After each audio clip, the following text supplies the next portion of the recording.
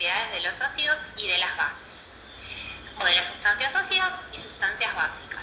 Ya hemos visto en la clase anterior cómo denominamos a cada una de estas sustancias, qué sería una sustancia ácida, a qué se considera una sustancia básica y cuáles serían las sustancias neutras. Características puntuales de cada una, a qué se deben sus nombres, cuál es su contenido de hidrógeno y demás. Y en la clase de hoy vamos a ver las propiedades de cada una de estas sustancias, para qué nos sirven, cómo podemos identificarlas justamente por estas características y qué pasa incluso en la interacción de estas sustancias entre sí. Bueno, vamos a arrancar con las propiedades de los ácidos o sustancias ácidas. Dentro de las sustancias ácidas o ácidos, son varias las características que nos permiten tanto reconocerlas como también saber para qué sirven, qué es lo que ocasionan en el cuerpo humano, cuáles son los beneficios de utilizarlas en algunas combinaciones, como por ejemplo que pueden conducir la electricidad o que pueden reaccionar justamente dependiendo de ciertos gases, y qué pasa también cuando interaccionamos estas sustancias ácidas con otras, por ejemplo con sustancias alcalinas que pueden llegar a neutralizar dichas sustancias. Así que vamos a ir viendo una por una. Bien, comenzamos con la primera propiedad, que es que presenta sabor ácido o sabor agrio. ¿Qué significa esto? Existe esta sensación que se puede identificar en las papilas gustativas de la lengua y que es lo que nos permite, justamente a través del sentido del gusto, poder identificar este sabor ácido. Por supuesto que no todos los ácidos son capaces o son aptos para ser degustados a través de este sentido. ¿Por qué? Porque muchos de los ácidos, que en general irritan la mucosa y como vamos a ver más adelante, son corrosivos tanto para la piel como para las mucosas. Pero sí existen dentro de lo que son todo el material orgánico, son ácidos orgánicos y que comúnmente son los que estamos habituados a incorporar y a identificar. Si nosotros nos ponemos a pensar en la vida diaria, son muchos los ácidos que estamos como en contacto de manera constante, como por ejemplo el ácido cítrico, que lo encontramos en todos lo que son las frutas cítricas, de ahí viene su nombre, como las naranjas, los limones, las mandarinas, las limas. El ácido ascórbico, que es más conocido como vitamina C, que está presente además en estas frutas cítricas, naranja, mandarina, limón, también en los tomates, en los morrones, en las frutillas, en los kiwis, y que es algo que podemos automáticamente, cuando uno consume este tipo de alimentos, automáticamente identifica este sabor, digamos, en el gusto, y ahí es donde dice como es ácido o más bien agrio. También tenemos el ácido acético, que es el ácido que lo encontramos en el vinagre, el ácido carbónico, que es el ácido que encontramos en todas las gaseosas, siendo gaseosas de todo tipo, no necesariamente son gaseosas que tienen a su vez sabor a limón o a mandarina o a naranja, sino también todas aquellas gaseosas que por más dulces que sean, tienen este ácido carbónico que sirve no solamente para, digamos, como medio de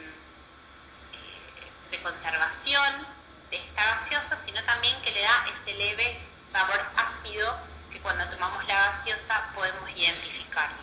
Posiblemente no pongamos, cuando tomemos este tipo de gaseosas, no pongamos la cara como el niño de la foto, pero es esta la sensación que tenemos cuando uno está en contacto con ese sabor en su lengua. Y también tenemos el ácido málico de las manzanas, por ejemplo. Existen muchos más ácidos orgánicos, estos son los más conocidos y los que más estamos habituados como seres humanos a incorporarlos en nuestra alimentación diaria. Bien, por otro lado, hay ácidos que son muy fuertes, como por ejemplo el ácido sulfúrico, y que o como el ácido clorhídrico, que al justamente estar en contacto con estas mucosas, ya sea la mucosa de la boca o la mucosa también de la nariz, que es donde nosotros podemos percibir el olor ácido también, van a generar mucha irritación. Es por eso que pueden llegar a quemar las vías respiratorias. Es decir, que este sabor y olor ácido, porque al estar conectadas tanto la cavidad bucal como la cavidad nasal, uno generalmente percibe o tiene estos dos sentidos en combinación. Es por eso que no solamente se percibe el sabor, sino también se puede sentir ese olor ácido. Si son ácidos orgánicos como los anteriores que nombramos, no va a haber problema, es decir, más allá de sentir el olor o de sentir una pequeña irritación, no nos va a generar ningún problema en las mucosas. Pero sí existen otros ácidos que implican que tanto su consumo, es decir, como de ponerlo en contacto con la lengua o tragarlo o también olerlo, son muy fuertes y estos van a generar alguna reacción no grata. Es por eso que para eso se usan, y para su manejo, distintas máscaras, como pueden ver en las fotos, que nos permiten poder estar en contacto con estos ácidos sin que se ponga en riesgo nuestra salud. Bien, por otro lado, sabemos que todos los ácidos poseen determinada cantidad de hidrógenos en su formación química, es decir, la cantidad de átomos que tienen, cierta cantidad tiene que ver con un contenido de hidrógenos. Y que en el medio acuoso lo que van a hacer estos ácidos es liberar este protón o este ion hidrógeno, o también llamado hidrogenión, que va a tener una carga positiva y que es lo que va a entrar en contacto con el agua y que va a generar esta concentración de protones que luego se va a medir con el pH.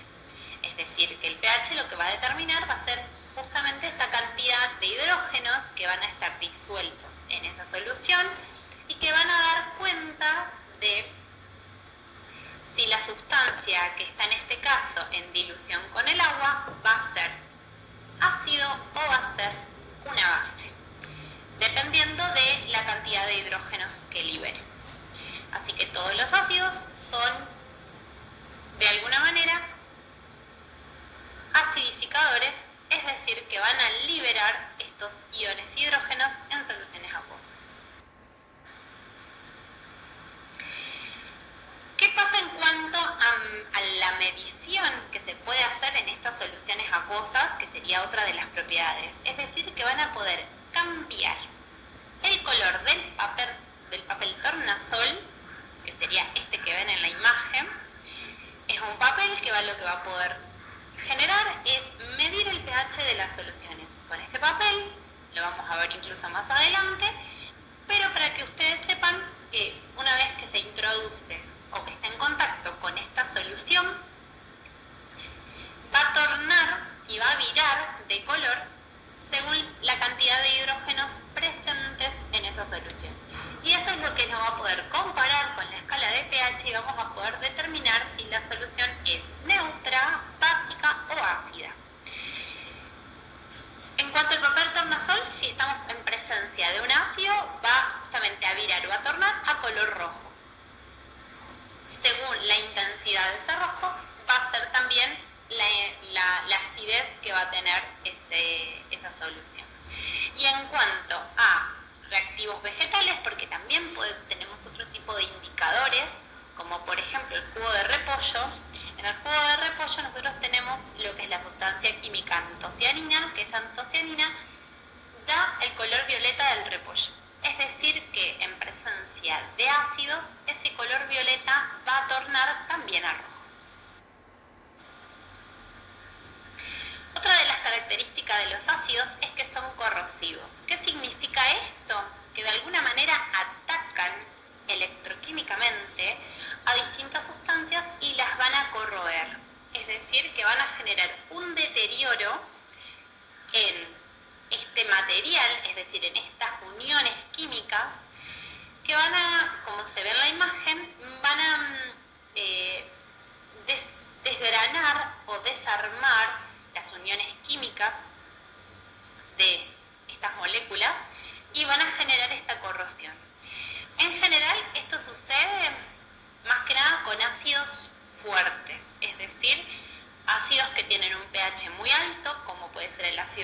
clorhídrico o el ácido sulfúrico. Los dos van a corroer sustancias como metales y también sustancias orgánicas. Es decir, que cuando hablamos de sustancias orgánicas van a corroer sustancias que su material puede ser degradable. Estas sustancias orgánicas, dentro de estas sustancias orgánicas se incluye también todo lo que es tejido humano o tejido de seres vivos. Es por eso que van a poder deteriorar o desgranar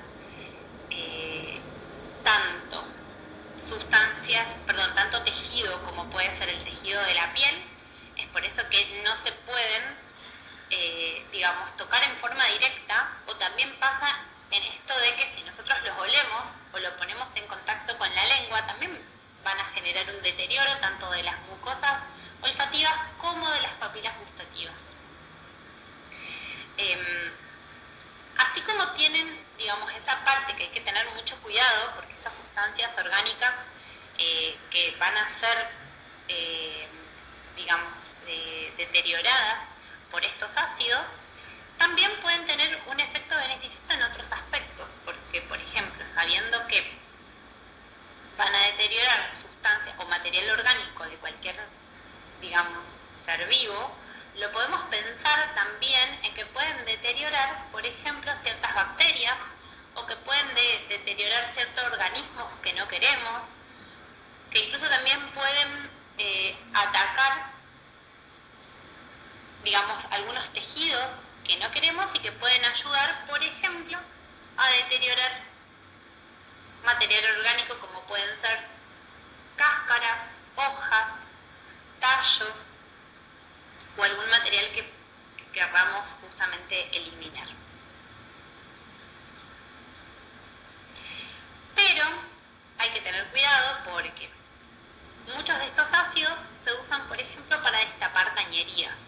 Si nosotros pensamos las cañerías de la cocina, por ejemplo, en esas cañerías encontramos mucho material orgánico que proviene de los alimentos que consumimos, tanto de desechos de animales, como puede ser la espina de un pescado, un pedacito de piel de pollo, un trocito de carne, puede ser algunas cáscaras de huevo, también tenemos material vegetal, como pueden ser las hojas que se me hayan caído de haber lavado una lechuga, o el resto de comida que queda después de lavar los platos.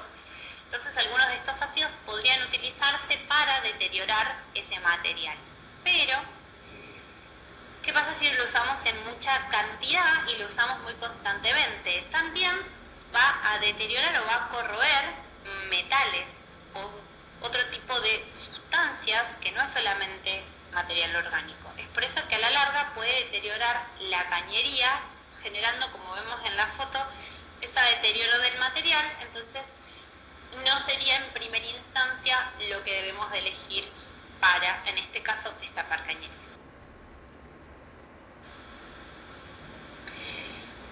Bien, por esta cuestión de que son corrosivos, también si están en mucho contacto con la piel van a generar y van a producir estas quemaduras. Estas quemaduras van a ser del tipo llamada química, que significa que este material químicamente va a lesionar la piel. En general son muy comunes estas quemaduras por ácidos, por eso cada vez que uno trabaja con distintos ácidos, tanto en el laboratorio como en su casa, tiene que tomar ciertos recaudos, como por ejemplo utilizar guantes, utilizar algún barbijo o alguna máscara protectora de la cara, o también incluso utilizar lentes protectores y además ropa protectora, para que justamente estos ácidos no quemen o no ocasionen quemaduras en la piel. A comparación de las sustancias alcalinas, estos ácidos producen quemaduras mucho más leves, ya que las sustancias alcalinas, sus quemaduras químicas son un poco más graves, pero sí ocurre que según la acidez, es decir, o el potencial, ácido que tienen las distintas sustancias, van a generar distintas quemaduras.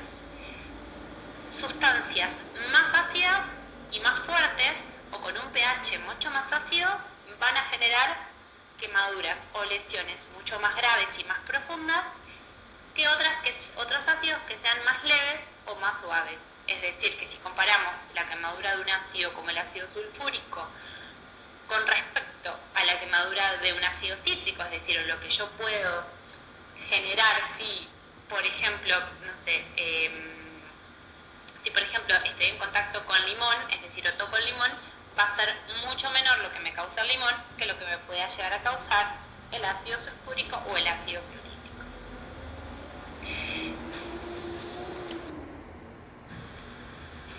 Bien, por otro lado, tenemos ácidos que están presentes en algunos insectos y en las plantas y que esta cuestión de generar quemaduras en la piel también van a ser un medio de defensa que van a tener estos seres vivos para poder defenderse de otros seres vivos. Es decir, que van a ser justamente un mecanismo de defensa que a través de una picadura o de un pinchazo o de simplemente estar en contacto con ese ser vivo elimina estas sustancias ácidas que van a generar esta protección, como por ejemplo el ácido fórmico que están presentes en las abejas o en las hormigas. Entonces, ¿qué pasa? Estos seres vivos, una vez que uno de alguna manera ataca, o si estos seres vivos se sienten en ataque, lo que van a hacer es defenderse, generar un pinchazo o una picadura, dejando este ácido que a la piel humana lo que va a generar es picazón, ardor, irritación, que es de alguna manera un indicio de saber que hay que tener cuidado, porque es esta defensa que van a tener estos seres vivos para eso. Y también ocurre, por ejemplo, en plantas como la ortiga, que si uno toca la planta o está en contacto muy cercano, va a generar también esta picazón. A comparación de ácidos fuertes, como veníamos viendo, como el ácido sulfúrico, el ácido clorhídrico y otros tipos de ácidos más fuertes, podríamos decir que este ácido fórmico es mucho menor la picazón o la quemadura que podemos llegar a tener, pero va a depender también de la dosis, es decir, de la cantidad de ácido que esté en contacto con mi piel. A mayor cantidad de ácido que esté en contacto con mi piel, mayor va a ser la quemadura. Es decir, no es lo mismo si me pica una sola abeja una sola vez, que si me pican muchas y varias veces. Bien, por otro lado tenemos la propiedad de los ácidos como conductores de la electricidad. ¿Esto cómo ocurre? Una vez que el ácido está en una dilución acuosa o en una solución acuosa, el hidrógeno o el protón va a actuar como catión, es decir, que va a aportar su carga positiva. Nosotros sabemos que en las soluciones siempre están en constante fluctuación las cargas positivas y las cargas negativas. En este caso, todo el potencial hidrógeno va a funcionar o va a actuar como catión, es decir, con carga positiva, mientras que los otros elementos químicos van a actuar como carga negativa. Esto lo que va a generar es una disociación entre ambas cargas, generando que la solución se vuelva electrolítica, es decir, que haya electrolitos que puedan moverse o que puedan actuar generando o conduciendo la electricidad. Es por eso que los ácidos son una de las sustancias mayormente elegidas para, por ejemplo, la fábrica de pilas o la fábrica de baterías, porque este líquido va a poder propiciar justamente y va a mejorar esta conducción de la electricidad. Como vemos en la imagen, hay muchos experimentos que podemos hacer de manera casera para comprobar este tipo de propiedades, como por ejemplo utilizar el limón para poder ver cómo el ácido, en este caso del limón, va a poder generar y va a poder, digamos, transferir sus electrones para conducir la corriente eléctrica. Los ácidos pueden reaccionar con los metales desprendiendo gases. ¿A qué se debe esto? A que los metales, como por ejemplo el hierro, el zinc, el plomo, el magnesio, al estar en contacto con ácidos fuertes, van a liberar estos gases de manera espontánea e irreversible. ¿Qué significa esto? Que una vez que están en contacto, van a empezar a generar estos productos y no va a haber una reversibilidad. Es decir, una vez que se produce la reacción química, vamos a poder observar, como lo que sucede en este vaso de precipitado, que es una reacción que no tiene posibilidad de revertirse. Como vemos en el vaso de precipitado, tenemos una solución de ácido clorhídrico donde se le introdujo una grana de zinc. Este zinc automáticamente, al estar en contacto con el ácido, porque es una reacción espontánea, va a empezar a degradarse y va a empezar a reaccionar transformándose en sal y en hidrógeno gaseoso o en gas hidrógeno, que son las burbujas de gas que se ven en el vaso de precipitado. Esto va a ir aumentando en la medida que va pasando el tiempo y una vez que finalice la reacción, es decir, que ya no haya más zinc que siga reaccionando con el ácido clorhídrico, lo que vamos a ver al final va a ser una nueva sal formada por zinc y cloro y vamos a tener el hidrógeno que va a estar en contacto con el aire y que va a formar parte del medio gaseoso.